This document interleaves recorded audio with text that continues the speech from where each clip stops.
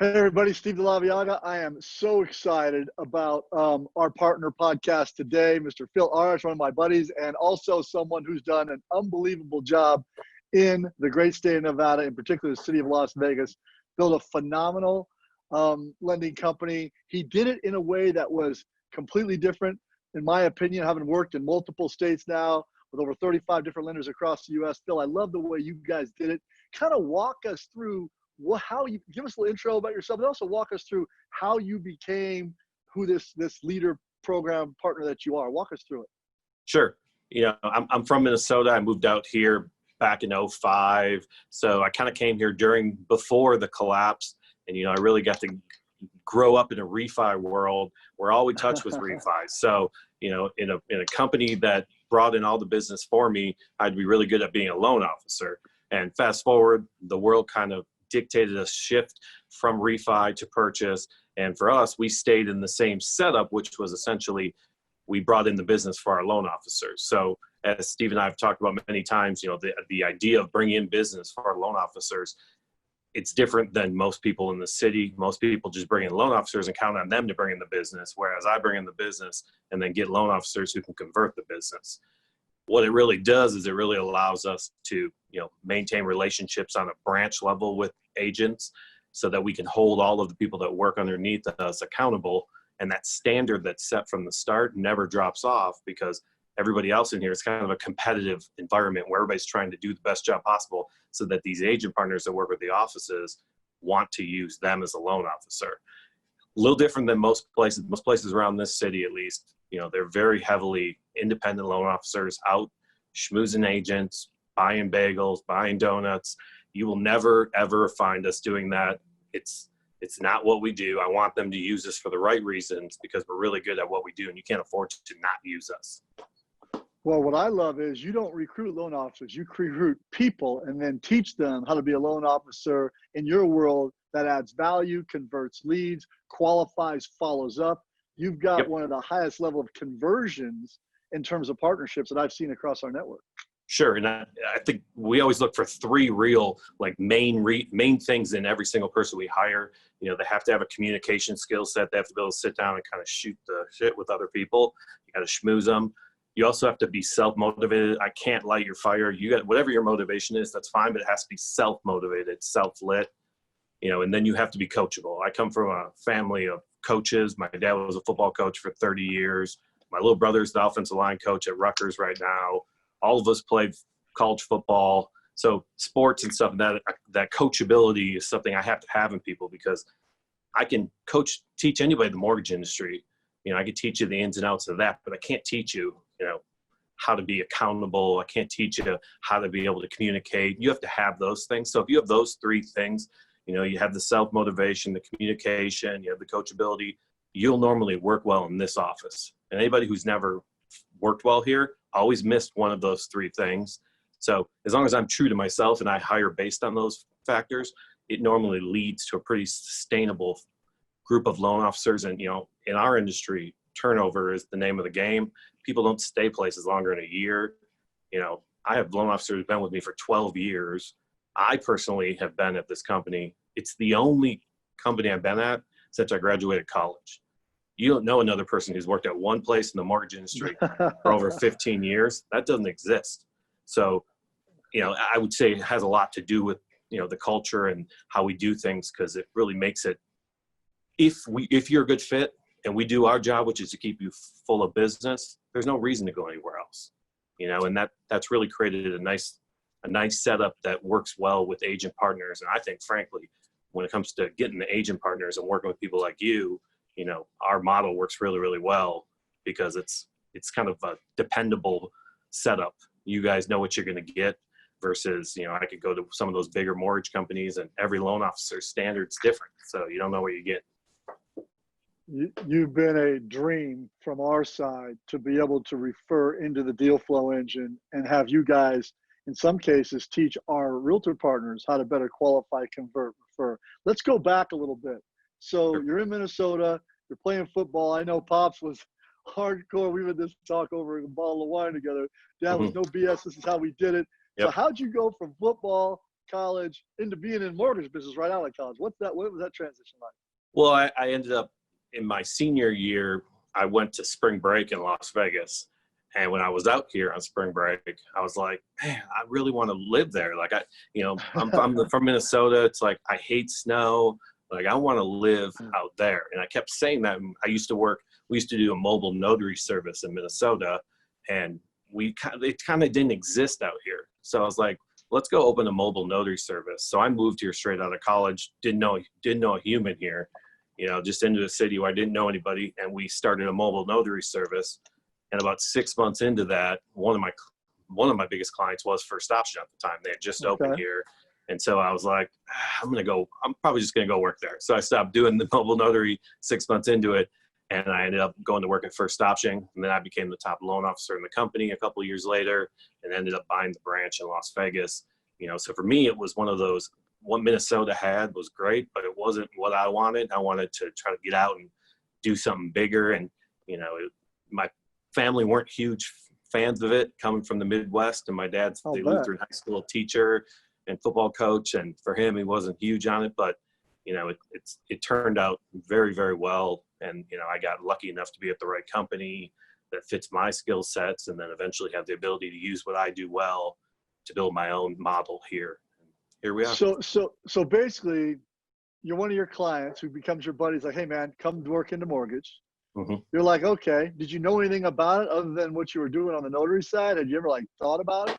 It was kind of presented to me as a sales job, and the communication skill set that I had doing mobile closings was very conducive to that job. And so I would see other people doing the job, knowing how well they're doing financially, and think, I'm better than you at that. I should go do that. And so my mentor, who was my boss back then, at this company, ended up just kind of giving me hey, you should come work here. So eventually I easily decided that made more sense, and I quickly made the adjustment over. But it fit my skill set more than anything. Like I tell you, those three things I'm looking for, that coachability. Yep. Those things are what drove me to this place. And that model was kind of set up already, where you just had to be good at those things, and you're going to get held accountable. But if you're good at those things, you'll be successful here. All right. So let's get into some of that, because I look at your transparency in how you manage your branch, your network, your entity, and there's no hiding. Like you can't, oh man, I'm doing this, boss. It's like, here's the transparency, and your scoreboard is very clear. So talk about kind of the strategy you created such that you could just measure. Everybody is measured, and somebody's going to be here and somebody's going to be here, and either we're going to coach you up or coach you out. Kind of walk us through strategically how you got into that accountability, transparency thing. So all the business comes in through the branch, through me and Brian, my business development director, and then it gets spread out amongst loan officers. So the loan officers, everybody gets let's say a new partnership comes in. We're working with Steve. Steve brings in a new agent. We're working with that team. All that business gets spread out amongst the loan officers. We know ultimately certain agents are going to want to work with certain other loan officers. And we've already prepped the agents that here's our standard. You're going to have first 48 hours, we're going to be following up at a relentless pace. If you don't get response back from all the standards that you expect on follow-up, you're not counting on a loan officer to actually be held accountable by themselves. It's us holding them accountable. So when you do that, you have a group of loan officers in the office that essentially are competitive against each other. Yeah, they're on the same team, but they're competitive because they want all that new business that you're bringing in. If that business isn't coming in, you're right, there's no reason to be here. You probably would go somewhere else. But as long as it's flowing and we're then flipping it around and actually holding them accountable to the promises we made those agent partners, it creates like a competitive world that, frankly, you're a professional at that. You understand.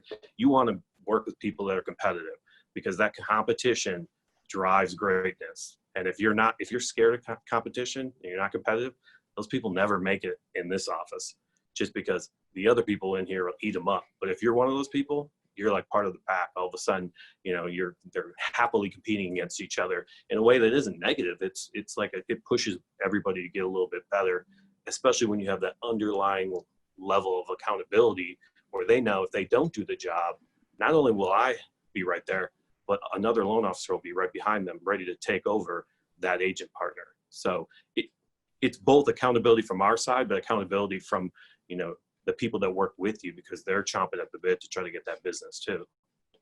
Peer-to-peer accountability is a greater motivator than even a boss accountability, because they're going to see those folks every day. And what I love about what you've built is you're like, hey, this is our standard. It's totally okay if it doesn't work for you, but we're not changing our standard, which is why the level of agent we're able to bring to you, and they're able to go, man, I like these guys. These guys are sharp. They're on it. They do this or that well.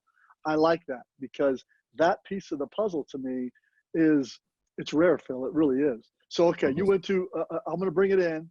We're going to hold you accountable for service. We're going to make it transparent so you all see exactly how you're doing against one another. Tactically, we know we got coachability, ability to communicate, work velocity.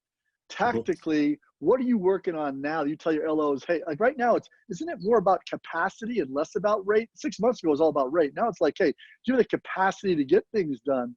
I've heard somebody tell me the other day, they're 6 months out from being able to do a refi because they're so slammed with purchase and other stuff. What is the tactic you're working through now that's most important in your lender shop right now? I mean, to me, it's always a level of sustainability, because I'll go back to '08 at the collapse to know that First Option was one of the few companies that made it through that. I mean, I remember in the mortgage world, outside of the big banks, everybody went away in this city. I mean, the big dog, Quickens, they all stopped lending here completely. But what we were doing was constantly looking 4 to 6 months in advance. Even now, if I'm looking at July, I'm messed up. I mean, I got to be looking 4 or 6 months out, because if I'm not paying attention as the leader of this branch that far out, I'm going to find myself with my pants down by the time I get there. And so to me, it's always, what's the next thing coming? We started working with you guys in Rise at a time when everybody else is just strictly focused on refi boom. I mean, yeah, the refi boom's nice, but I don't care about it. I care about the purchase world right now, because I know once that refi boom dries up, I'd rather be taking advantage of that now when everybody's got their eye straight down instead of looking forward. So to me, I think there's a certain level of sustainability and planning ahead of time that if you're not doing it as a leader of people, you're just serving your people big time. I did not know you when we first started working together. One of the things I loved about you is you said this to me. You go, I'm doing this not for now, because I don't need you now, Steve. I'm busy as heck. I'm looking at this 6, 8, 12 months out, which, to your point, do you think because we both went through the '08 and we have the '08 shakes, we now know this thing is going to do this? Our key is to not let us do that, because we've already pipelined this. Did you learn that from '08, or did you always have that as part of your strategy? Give me the background. I think the '08 part made me less scared of that. And it made me realize that the people that in '08 had a forward-thinking process were the first ones to come out the other side like gangbusters. And everybody else who put their head in the sand and got scared and went away, they took forever to get back into the market. And so I think we were doing a pretty good job of doing that, but there's a lot of, learning from your past mistakes. I think personally I've done in this market, getting the right agent partners and things that only through failure did we find out what really worked for us. And so, if you're not trying and you're not failing, you're never going to become anything really. And in this case, in '08, we really learned that we had to be more aggressive when downtime. You see the biggest people, the biggest money are running towards markets when it's a downtime. And I should be having the same mentality in our industry, because there's a lot to be taken during that period. Now, on the flip side, I'm not, this is a little different, because it's almost like the majority of people shifted their mindset from purchases to refis, because it's a quick buck. And every time you try to sell out for that quick buck, you're not gaining long term. You might make a quick couple bucks, but you're not going to gain. So for me, like I told you, I'm always trying to keep my people full. And if I'm not doing that, that means 6 months from now, they'll have no reason to stay here. So I got to make sure that I'm ahead of the game. It is a real credit to you as one of our best strategists in this place. We already know the refi thing has a life, but what's funny is you're building your purchase space, and now you've got this brand of being this lead converter, speed to your process. That's not something lenders have as a brand generally, and you have it. All right. So now, looking over the roadmap here, right? We're looking at this thing for the next 8 to 12 months? Do you think it's to the end of the year? And then, I mean, we're in Vegas, we've got 27% unemployment. And what's weird is, Phil, you and I are having maybe our best years ever in real estate, right? Yeah. And I feel like the difference this time is there's 87% more equity. So we now get to give people choice and options. Whereas back in '08, it was like, hi, sorry. You're basically, walk away and start over. So, I mean, how the long fundamental, does this thing run? that fundamental underlying of people having equity and not being upside down is the cushion to any downside. Now, how long can that hold off? That part I don't know. But the one thing that really strikes me is, at least in Las Vegas, if you would have told me in '08 that come 2020, we'll have half of the strip properties closed and 50% of those people will be furloughed, I would have said, I'm out of business. But it's busier than it's ever been right now. And guess what? Every single person we close, they aren't furloughed. So that tells you that since 2008, the industries in this town have shifted. It isn't all strip. Now, if all those strip people weren't around to come eat at restaurants and go spend money elsewhere, eventually that will hurt. But there's enough outside of the strip that this city at least has become more than just that. I can only imagine if the strip was booming right now in this refi boom, I mean, you wouldn't be able to handle the refi business because you'd have doubled the refi business because so many people work down there. But the fact that it's been so healthy and so busy, even without the strip really being active, tells me, it leads towards what you were just saying, that, the fundamentals are pretty strong outside of certain areas. And so I think that the difference between '08 and now is markedly different because you have equity in people's houses. Even the people who are, I had somebody come to me and say, I lost my job. What do I do? I'm looking at their house like, man, you have $100,000 in equity in your house. I mean, if your worst case is you sell your house, I promise you're going to get top dollar right now and you're going to have $100,000 in the bank. You're not in a bad spot. And it was like eye-opening to them. They're like, oh yeah, I guess I'm not that bad. That's I mean, that in '08, you were foreclosing on that house. Exactly and right. That bank would also be taking a gigantic loss too. So, not only were people getting hit much harder, but then the businesses who were behind that were getting hit just as hard. So it's definitely a different feeling. The time frame of how long it takes to turn around, I think has more to do with how long the virus is kind of controlled. I will say that I saw something yesterday that it's, at least in Nevada, I think whatever the R naught is, which is how many people you actually infect, is now under 1%.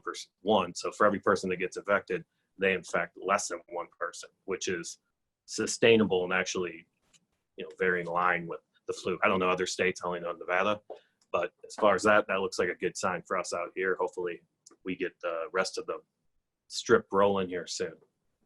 Agreed. All right, give me one thing you wish you would have learned sooner, because you went through the whole process. You started, became an LO, became a manager. Now you're running this huge business. One thing you wish you'd have learned to do early in your career that would have helped you get where you want to get faster. I mean, initially, I wish I would have learned. I kind of inherited a branch of people. I wish I would have known that those people were really never my people if I didn't hire them, but more along the lines of the person I was hiring was more important than their credentials. Like, I didn't need to hire loan officers. It's easy for when you're the top LO in a company to be able to say, hey, listen, I've done this before. I'm not asking you to do anything that I haven't done before. So for me, I wish I would have stuck to that when I was new and said, I'm just going to train up a bunch of people one by one in my light, do it my way. And it would have probably let me even be more successful earlier. But when you're new, you're feeling like, I got to hire, a licensed person. This guy's been here 6 years. I know him forever. Da, da. And ultimately, once you get confident and you get to the place where you actually know you can train people up, I mean, I wish I would have known earlier that, hiring the right makeup would make it much easier to sustain that business down the road. You learn that over time, but, at the time it was one of those things that I was a new manager. I didn't know any better, and made a lot of mistakes and learned from the mistakes. So. That's awesome. All right, let's get into this. And I've really enjoyed getting to know you professionally, but even more personally, your beautiful wife. I love that your mom and pops have their house out back that they come from the winter. That's my favorite part. So, we had that horrific Vegas evening, right? The shooting. And Phil, a lot of people don't know this, but, you were there. Mhm. You were shot. You were in a coma. You were rushed by a first responder totally by accident, which saved your life and got you to the hospital in time. Walk us through that a little bit, because it's a Sure. great story. And you still have a bullet lodged in your body a centimeter from your heart. So Yeah. walk us through this whole thing about what happened in that crazy night.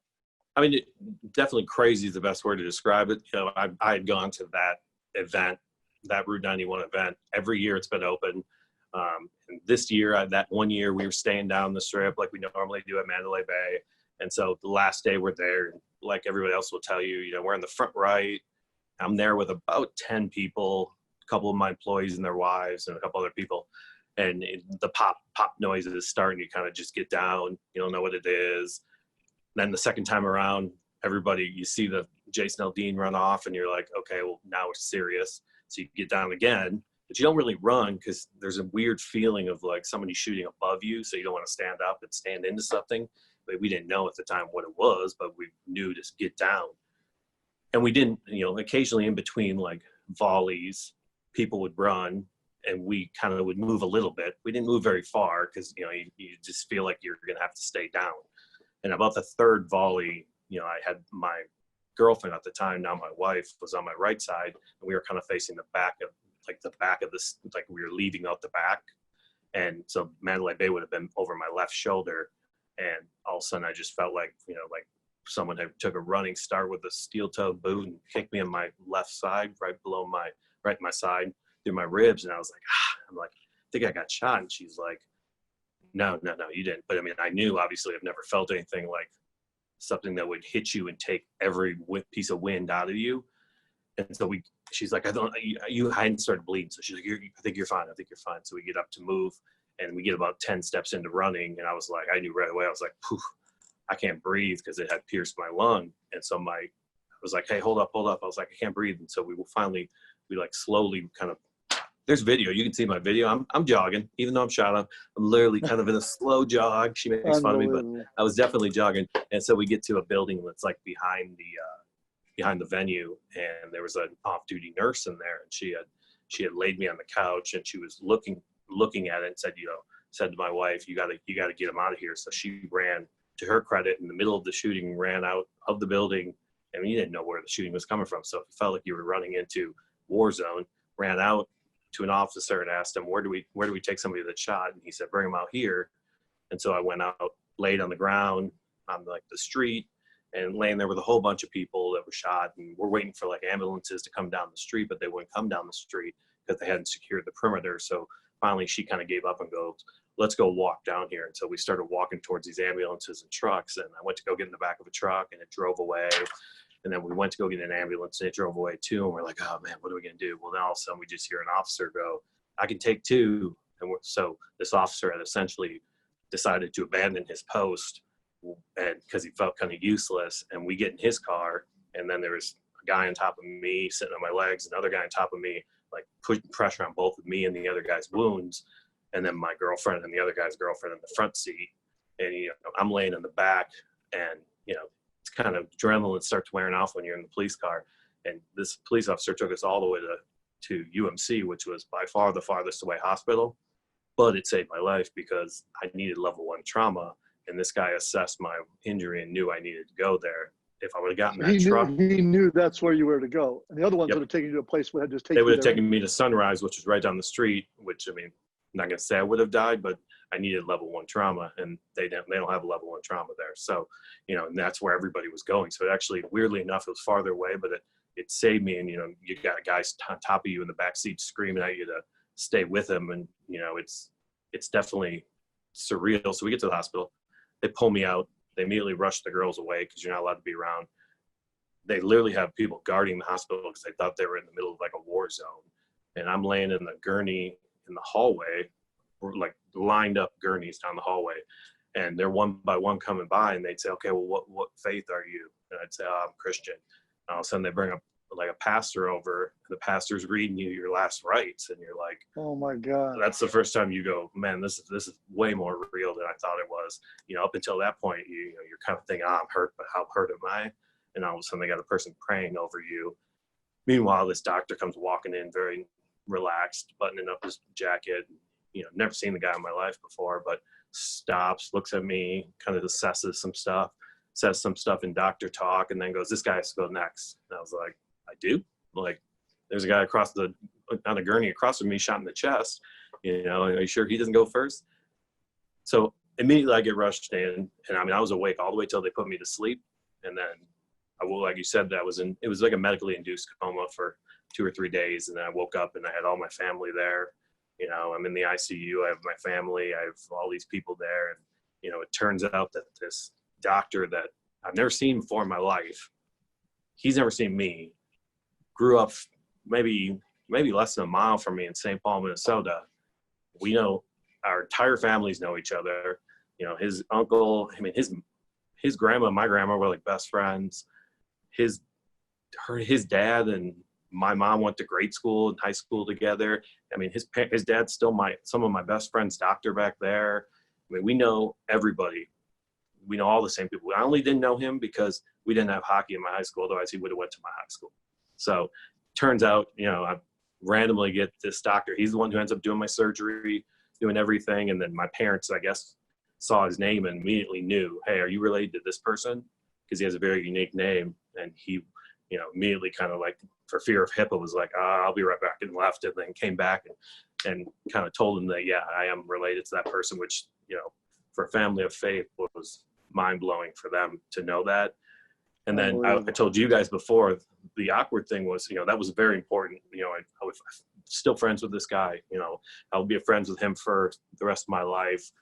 You know, he did numerous, I mean, I ended up losing my spleen and part of my colon. You know, I still have the bullet a centimeter from me, a lot of damage inside that, you know, is beyond, I mean, once you make it, you don't care as long as you made it at that point. Right. But I was always trying to find who the officer was, because, Right. you know, in my mind, I'd played up like that this officer really just ditched their post.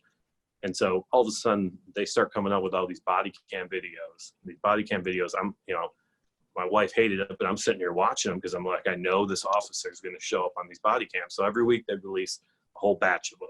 I'd watch them all. And all of a sudden I'm seeing us, you know, you can follow our whole thing. You can watch body cam where my wife runs out and goes, hey, I have somebody shot in here.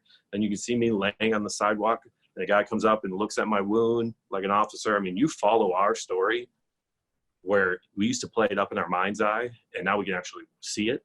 And then all of a sudden I saw this officer, and I knew exactly where we were. So I knew it was him. And I was like, boom, there's me in the background walking to get in that truck, I just said. And then I hear him go, he goes, I feel useless. I'm gonna take some people. And he turns and goes, I can take 2. And there I am standing right there trying to walk with 2 people helping me.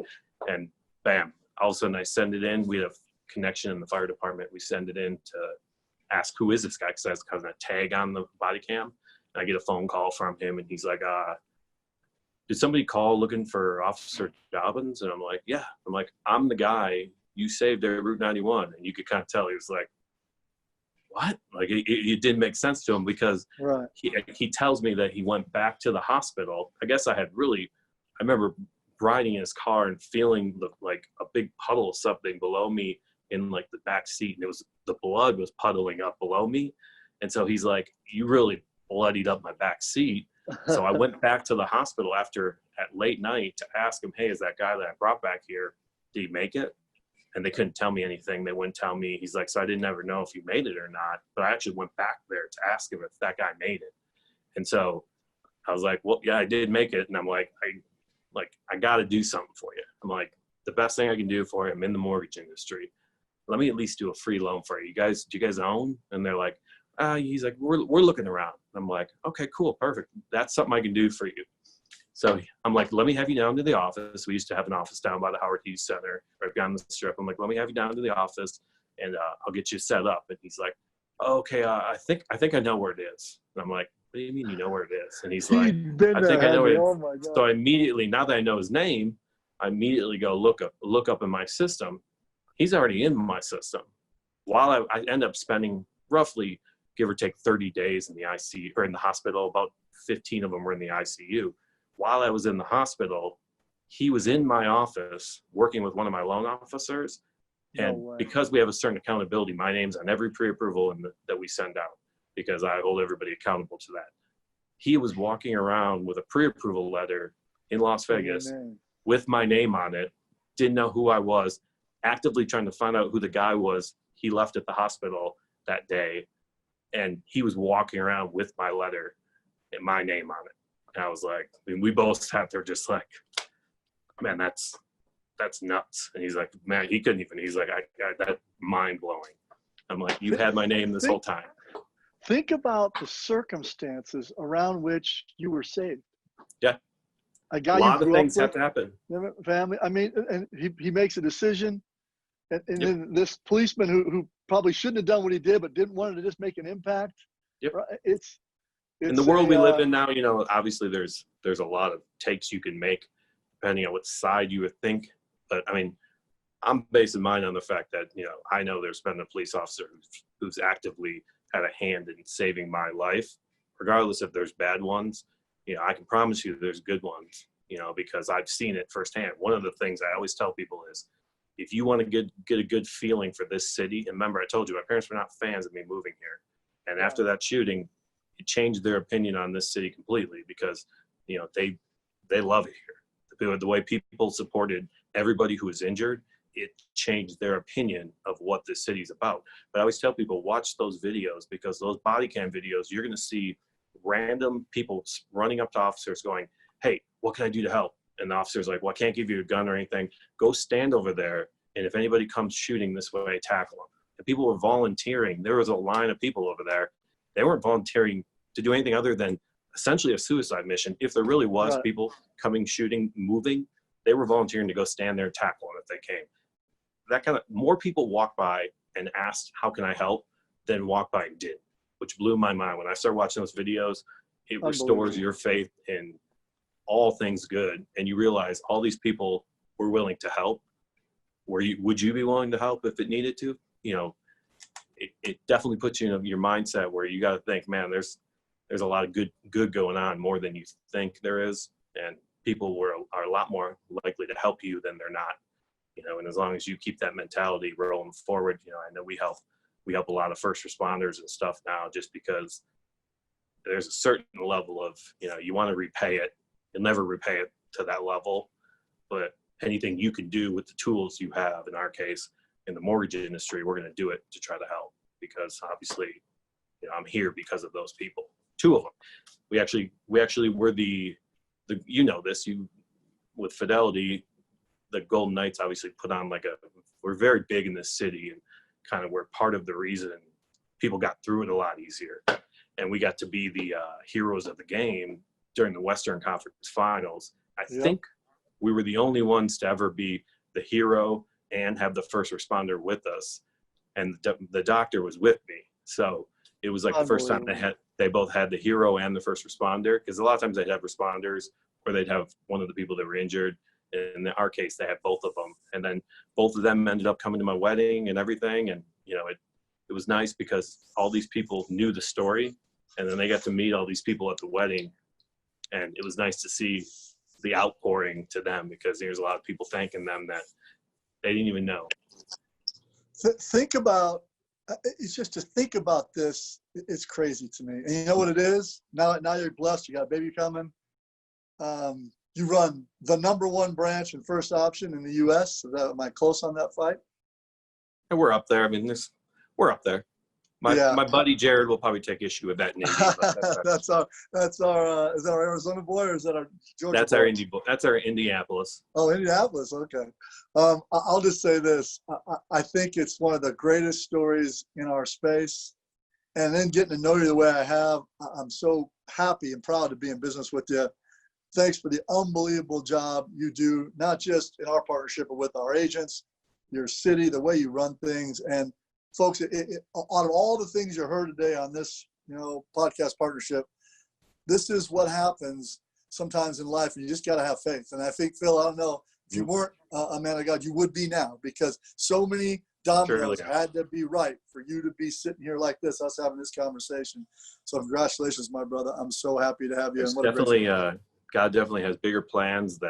That's a level of pressure you've never felt when you've seen the other side and then been brought back and thought, better do something with your life because you've been given a second chance. That's a lot of pressure, welcome pressure, but a lot of pressure that, I'm happy to have. It gives me a chance to do things and do things the right way. So pretty pumped Well, about that. you definitely do that. And like you said, I think Vegas recovered from it from a position of strength, right? You make a good point. You hear it. It's always about who survived, the first responders, the strength. You know, it's really what it'd be a good model for other places that have had this challenge to look how Vegas handled it. Because I think it's still my favorite city to go to in America. And it's people. I mean, in a city of transient, very transient city, you know, they came together. They, you know, it wasn't transient once their people were hurt. When something happened here, you saw it become more of what most people, I'm from Minnesota, that is the epitome of, you know, like you're all part of a certain area. Well, out here, it felt like everybody was separate, and it changed completely after that. You know, there's a lot more pride, a lot more looking out for the other people that, you know, live in your city with you. And, you know, I didn't get to see a lot of it because I spent the first, you know, a couple weeks straight in the hospital in the ICU where they keep you kind of sheltered away. But just seeing it in the other people who were here, my whole family, you know, my wife's family, everybody was here, and they were just raving about what was going on outside the hospital every day. You know, it was really uplifting. It was, I mean, it made it a lot easier to focus on getting healthy. And, you know, I always tell people, for a person like me, you never say, oh, I'm sorry you went through that. It's always, you know, you tell them, congrats. Can't believe you made through that, because, you know, I've never had a year where I've went through a shooting like that and survived. So for me, you know, it's a congrats. You made it through that. What are you going to do with it now? You know, you're just going to be a person and you're going to live with that, or you're going to actually go do something with it. So I got news for you. You're making an impact, brother. So I appreciate you, man, and thanks for what you do. And this will be sent out, and lots of people will be inspired by it. And hopefully now you gave us strategy, tactic, you gave us the biggest thing, which is heart, to be who you're going to be. Thank you, Phil, man. Appreciate you, brother. Absolutely.